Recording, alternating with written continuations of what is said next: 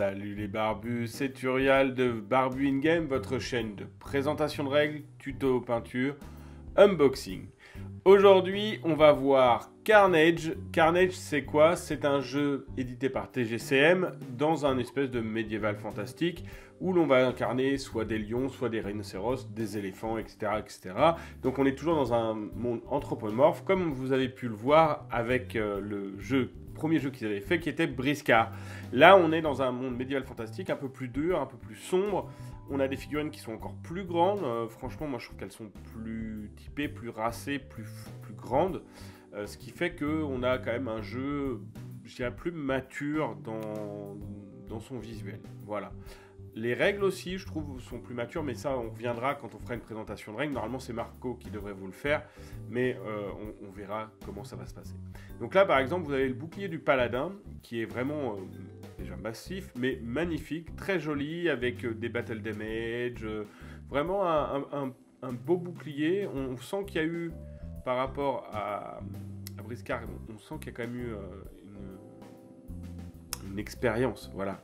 On sent qu'il y a une évolution dans la sculpture.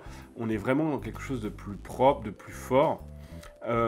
Moi, j'aime beaucoup. Je dirais pas que oui, ici, je préfère les figurines de Carnage à Briscard au niveau technique. Après, j'adore les lions qu'il y a dans Carnage, mais j'adore aussi les morses de Briscard. Donc, vraiment, ça dépend de votre goût. Mais par contre, techniquement, là, on est quand même à un plus haut niveau. Donc comme vous avez pu le voir là. Donc là on a vu le torse du le corps du paladin. Là on a un espèce de guerrier qui est derrière une pierre.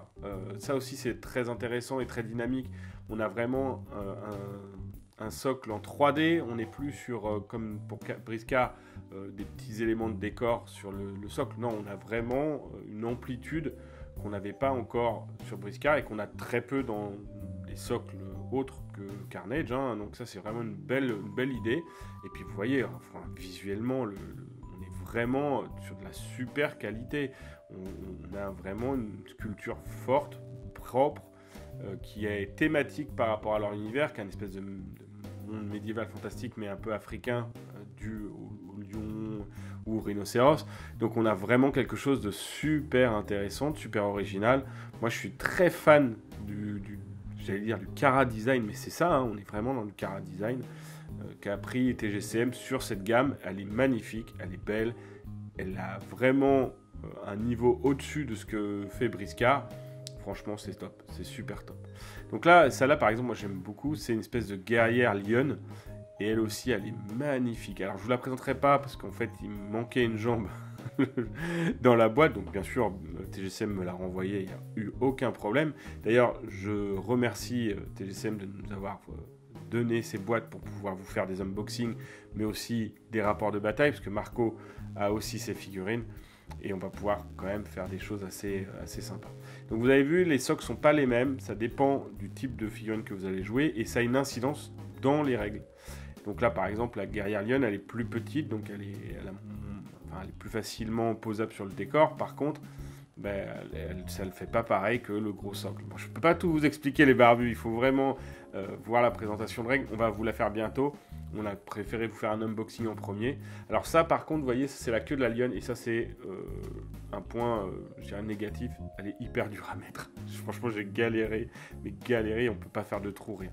Donc ça, c'est la petite réglette que nous donne TGCM dans toutes ses boîtes. Ça, c'est hyper intéressant parce que c'est une réglette qui vous permettra de jouer au jeu. On a un petit dé, donc ça aussi c'est plaisant, un petit dé 10, surtout que c'est pas un dé, je dirais, commun pour les joueurs de jeux de figurines, beaucoup plus commun pour les joueurs de jeux de rôle comme moi. Et là on a les cartes, donc on a le guerrier, on l'a en déclinaison de 3 types.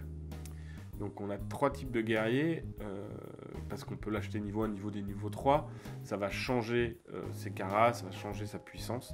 Par contre ça va aussi changer son coût.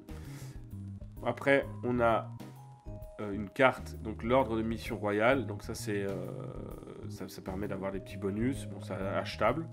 Donc c'est pour un petit peu personnaliser ses troupes. On a l'avant-garde, donc qui est la lionne. Donc là, pareil, niveau 1, niveau 2, niveau 3. Donc en niveau 1 et 2, elles sont limitées, mais à 3 ou à 2.